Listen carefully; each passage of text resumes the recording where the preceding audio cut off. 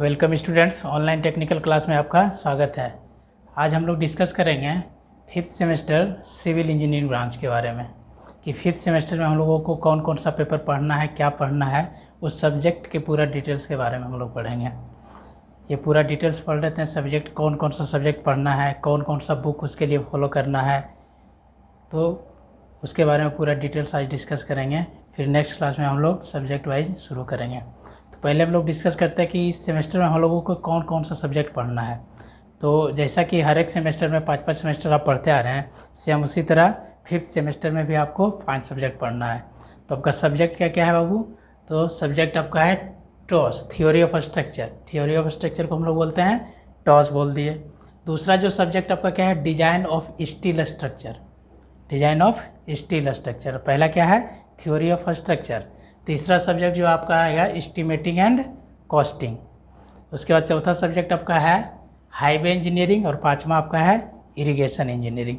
तो ये पूरा सब्जेक्ट के बारे में थोड़ा डिटेल पढ़ते हैं कि टॉस पढ़ते हैं तो क्यों पढ़ते हैं, डिजाइन ऑफ स्टील स्ट्रक्चर पढ़ेंगे तो क्यों पढ़ेंगे, कौन सा बुक उसके लिए अच्छा रहेगा, कौन सा बुक से हम लोग पढ़ें, ताकि मेरा सेमेस्टर का जो एग्ज़ाम्स जाता है, जो क्वेश्चंस आता है, वो क्वेश्चंस का पैटर्न क्या है और किस टाइप से हम लोग कौन सा बुक को फॉलो करें, ताकि मेरा सेमेस्टर एग्ज़ाम अच्छे से कवर हो जाए और उसके साथ साथ को बेसिक नॉलेज मिल जाए। जो जेई लेवल तक का जो एग्ज़ाम वगैरह होता है उसमें किस टाइप के क्वेश्चंस आते हैं, वो सब चीज़ के बारे में हम लोग पूरा डिटेल्स पढ़ेंगे। क्या क्या रेफ़र करें, कौन सा बुक रेफ़र करें, उसके बारे में पूरा डिटेल्स पढ़ेंगे। तो अब आइए हम लोग बात करते हैं सब्जेक्ट की। तो आपका सबसे पहला सब्जेक्ट क्या है बाबू? Theory of structure. तो थ्योरी ऑफ स्ट्रक्चर के लिए जो हम बुक रेकमेंड करेंगे, आप बुक ले सकते हैं। थ्योरी ऑफ स्ट्रक्चर का बुक आर.एस. खुरमी की एक बुक आती है,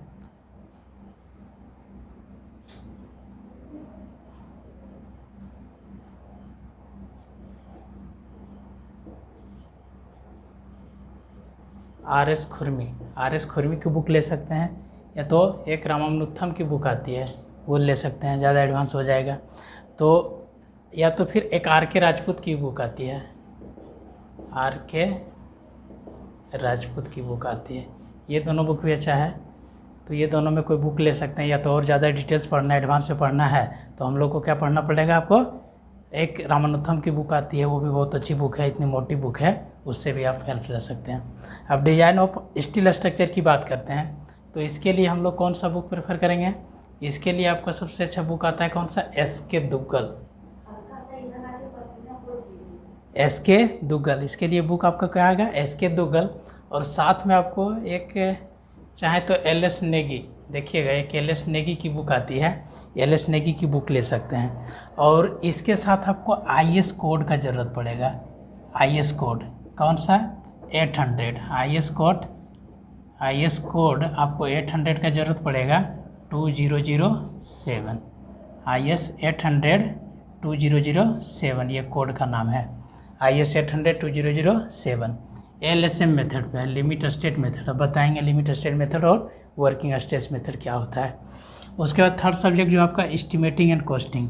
एस्टिमेटिंग कॉस्टिंग का अगर बुक देखें तो हम लोग सबसे अच्छा बुक आपका आता है B.N. दत्ता का।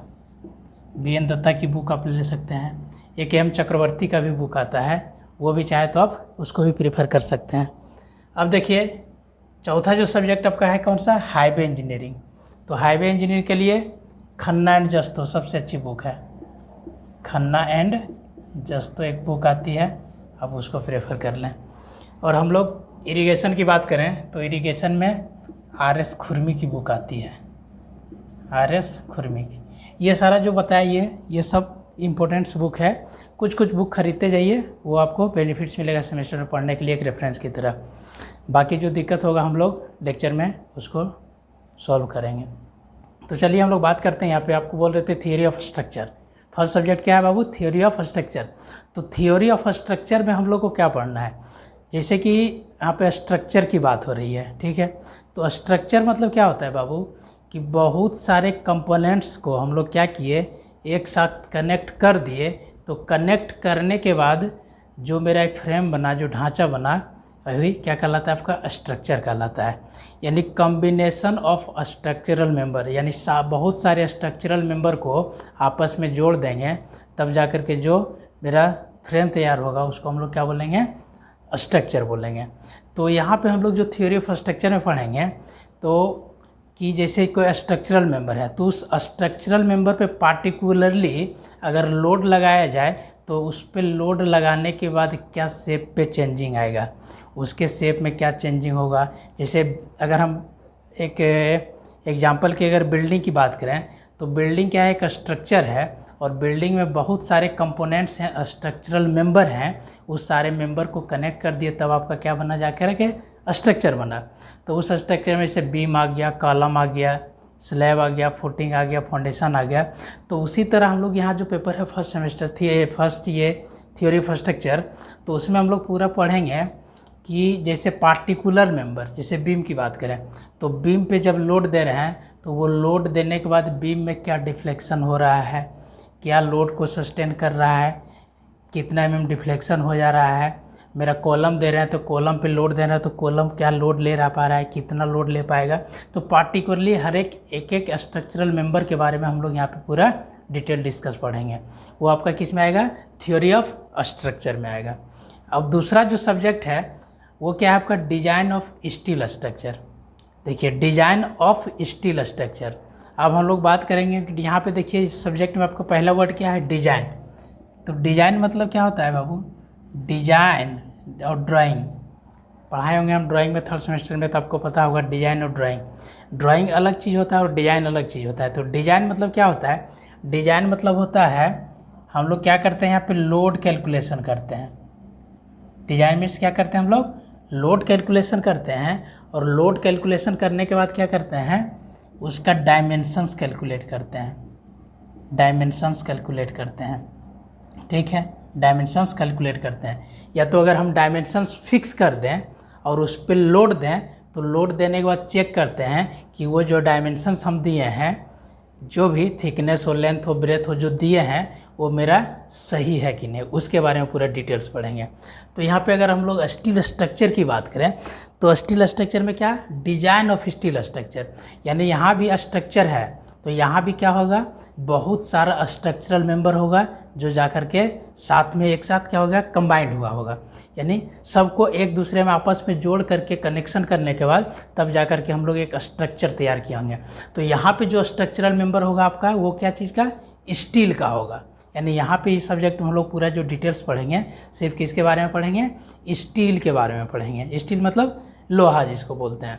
तो वो स्टील की, जैसे अब स्टील है, आप ही सोचिए एक स्टील से दूसरे स्टील को जोड़ना है तो वो एक स्टील से दूसरे स्टील को जोड़ेंगे तो क्या करना पड़ेगा, दोनों को जोड़ने के लिए अब देखिए सिंपल, या तो हमको वेल्डिंग करना पड़ेगा, या तो नट बोल्ट से कनेक्शन करना पड़ेगा, या तो रिवेट मारना पड़ेगा। तो हम लोग का जो ये जो सब्जेक्ट है डिजाइन ऑफ स्टील स्ट्रक्चर है, इसमें आपका पहला चैप्टर वही कनेक्शंस पढ़ना है कि जो दो स्ट्रक्चरल मेंबर है उसको किस तरह से कनेक्ट करें और वो जो कनेक्शन कर रहे हैं वो कनेक्शन मेरा सेफ है कि नहीं, लोड को ट्रांसफ़र कर रहा है कि नहीं। क्योंकि स्ट्रक्चरल मेंबर क्या करता है कि अगर उस पर लोड आ गया तो लोड को क्या करे, ट्रांसफ़र करे। तो वो हम लोग देखेंगे कि लोड एज पर लोड कि लोड को भी ट्रांसफ़र करे, जो आपका लोड आ रहा है अब प्लस आप जो डायमेंशन दिए हैं वो डायमेंशन चेक करते हैं कि डायमेंशन मेरा सही है कि नहीं। अगर पहले से हम लोग फिक्स कर दें कि हम लोग इसी डायमेंशन का देंगे तो उस डायमेंशन के अनुसार अब जिस स्ट्रक्चर पे जो लोड आ रहा है उस लोड के अनुसार हम लोग उसके डायमेंशन को चेक करेंगे। अगर डायमेंशन मेरे क्या हो गया, जो लोड आ रहा है उतना लोड के अनुसार मेरा जो डायमेंशन कैलकुलेट करके लाए वो डायमेंशन अगर जो मेरा पार्टिकुलरली पहले से दिया हुआ डायमेंशन है उसी के बराबर है या तो उससे ज़्यादा है तो मेरा डिज़ाइन ओके हो जाएगा, और नहीं तो फिर से आपको क्या करना पड़ेगा, उसको रीडिज़ाइन करना पड़ेगा।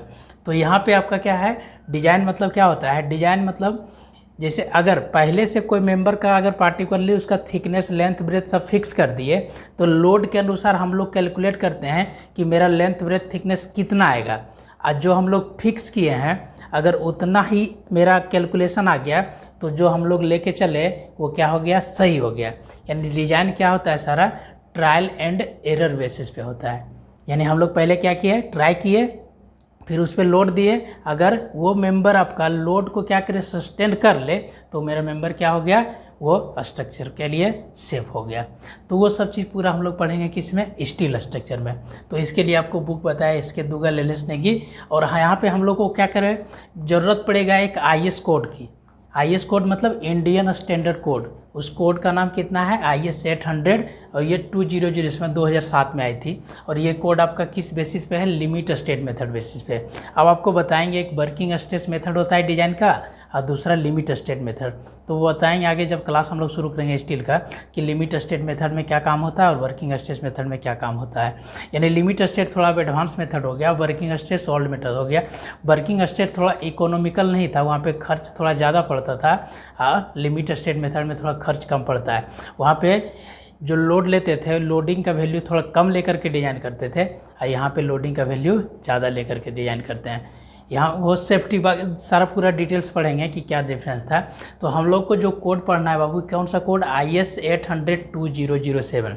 अब ये IS कोड क्या होता है, तो ये जो IS कोड है ना, हमारे जो एक्सपर्ट्स हैं, जो बहुत सारे IITs वगैरह के जो भी एकदम एक से एक इंजीनियर हैं हमारे में, जो कि एक स्ट्रक्चरल इंजीनियर हैं, जो डिजाइनर इंजीनियर हैं, वो लोग क्या किए, बैठ के रिसर्च किए। और वो रिसर्च करने के बाद कुछ कैलकुलेशन किया, उस कैलकुलेशन डाटा को क्या किए, एक बुक बनाए। उसका जो भी कैलकुलेशन डाटा आया कि हम लोग क्या जो कैलकुलेट कर रहे हैं, अगर इस आधार पे इस बेसिस पे काम किया जाए तो मेरा स्ट्रक्चर क्या है, सेफ रहेगा। तो उसके अनुसार क्या एक इंडियन स्टैंडर्ड कोड बनाया गया। और वो कोड आपका क्या, कोड का नाम क्या है, IS 800। और ये बना था कब, 2007 ईस्वी में। तो इस कोड के बारे में पढ़ना है। और सबसे बड़ी बात, ये बड़ी खुशी की बात ये है कि हम लोग को जब एक्सटर्नल एग्ज़ाम होगा तो उस एक्सटर्नल एग्ज़ाम में इस IS कोड को आप आराम से क्या कर सकते हैं, वहाँ पे साथ में लेके जा सकते हैं एग्जाम हॉल में। और आपका जितना भी क्वेश्चंस, ऑब्जेक्टिव क्वेश्चंस आएंगे वो ज़्यादातर आपका IS कोड से ही आएगा।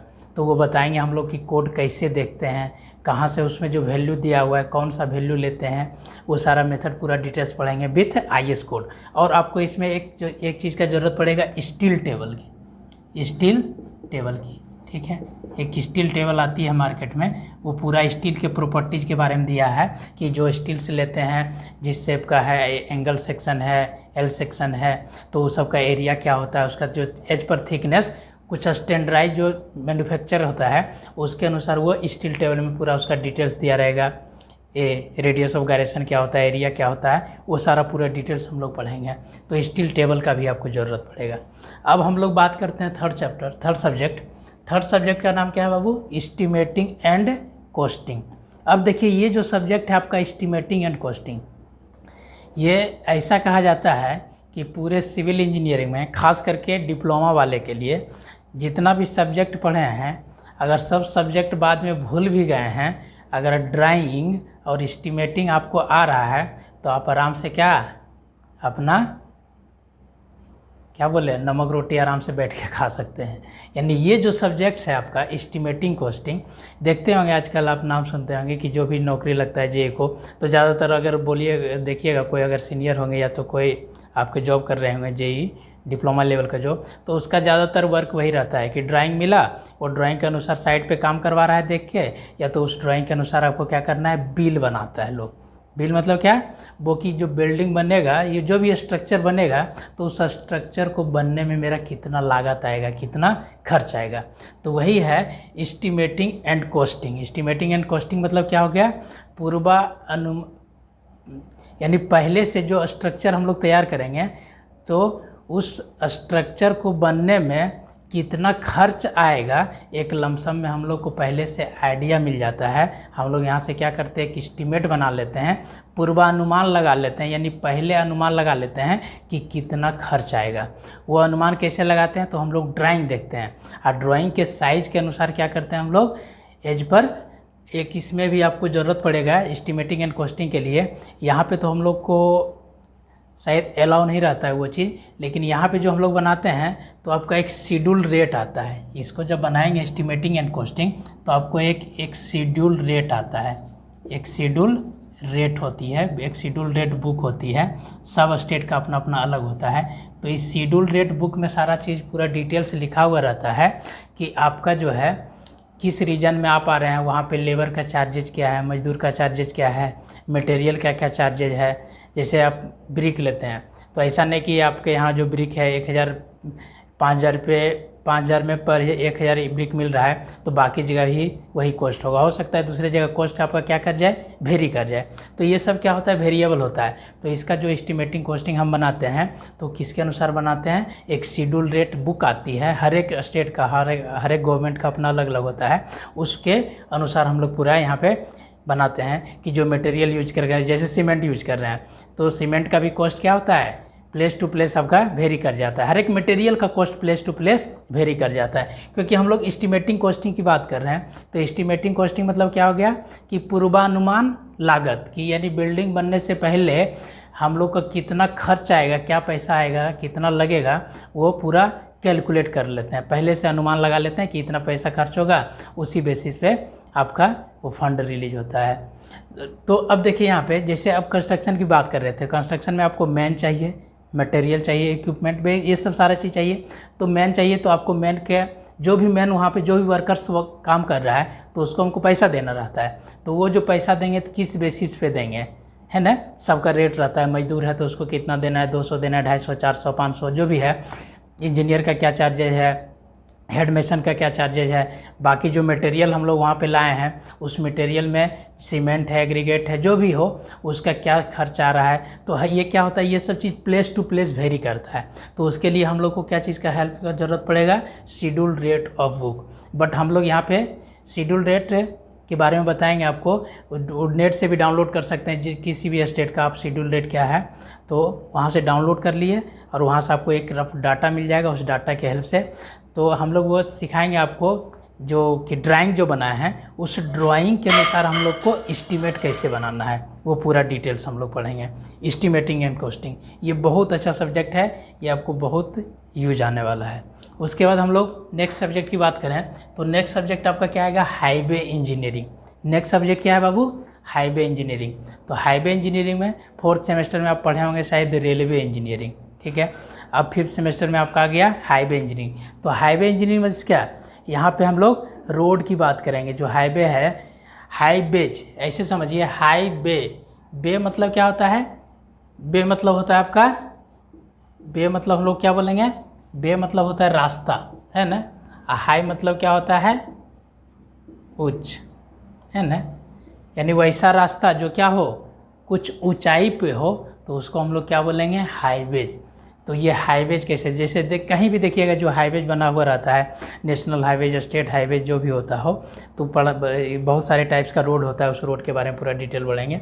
तो यहाँ पे हाईवे इंजीनियरिंग के बारे में पढ़ना है कि वो जो रोड कंस्ट्रक्शन करेंगे तो रोड में बहुत सारे कंपोनेंट्स होता है, वो कंपोनेंट्स क्या होता है, किस तरह से डिज़ाइन करते हैं, कैसे उसको, ये जो रोड बनते हैं तो रोड बनने में क्या क्या प्रोसेस होता है, क्या करते हैं, कौन सा मटेरियल फिल करते हैं, किस मटेरियल का कितना स्ट्रेंथ होता है, कैसे किया जाता है, वो पूरा प्रोसेस उसका डिटेल्स पढ़ना है। और क्या क्या जो हाईवे बनाएंगे तो मटेरियल जो दे रहे हैं उस मटेरियल का क्या क्या टेस्टिंग करेंगे, कितना तरीके से टेस्ट होता है, तो ये सब के बारे में पूरा डिटेल्स पढ़ना है। तो ये आपका आ जाएगा हाईवे इंजीनियरिंग में। इसके लिए आपको बुक बताए थे, खन्ना एंड जस्तों की बुक आती है, वो ले लेंगे। उसके बाद आपका 5th सब्जेक्ट है वो क्या है बाबू, आपका इरिगेशन इंजीनियरिंग। इरिगेशन इंजीनियरिंग मतलब क्या, इरिगेशन मतलब क्या होता है, खेती बाड़ी, है ना।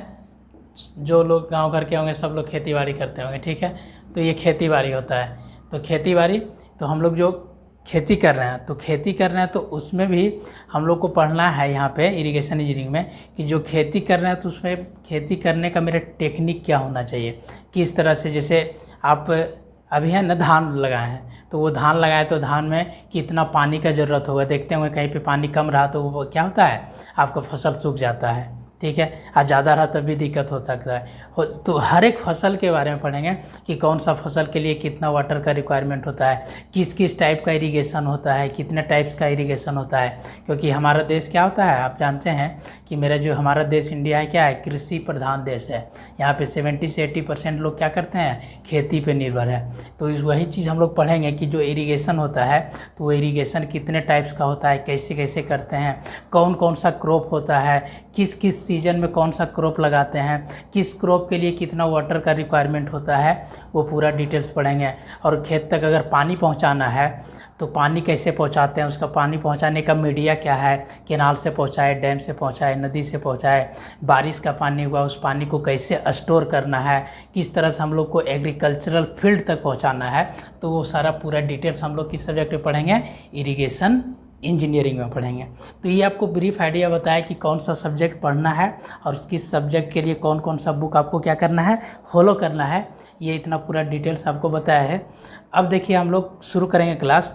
तो क्लास शुरू करने से पहले आप ऐसा कीजिए, हर एक सब्जेक्ट का एक आध बुक आप रेफरेंस के लिए रखिए। कोई बुक, ये ज़रूरी रहता है बुक रखना। बुक रखिएगा, आपको पढ़ रहे हैं तो थोड़ा ज़्यादा सहूलियत मिलेगी। तो बुक खरीदना आप लोग शुरू कीजिए, कुछ ना कुछ एक एक बुक खरीदते रहिए। अब हम लोग क्या करेंगे, जब नेक्स्ट क्लास में मिलेंगे तो फिर कोई नेक्स्ट सब्जेक्ट के साथ एक शुरू करेंगे, या तो टॉस शुरू करें, या तो स्टील शुरू करेंगे, या तो एस्टिमेटिंग शुरू करें। मेरा मेन मोटिव है कि आपको मैक्सिमम सब्जेक्ट हम यहाँ पे कवर कर लें। हम हमेशा कोशिश करेंगे कि आपको ज़्यादा से ज़्यादा सब्जेक्ट आपको पढ़ा दें, ठीक है। इसी तरह आप लोग जुड़े रहिए ऑनलाइन टेक्निकल सिविल से। थैंक यू, धन्यवाद। हम लोग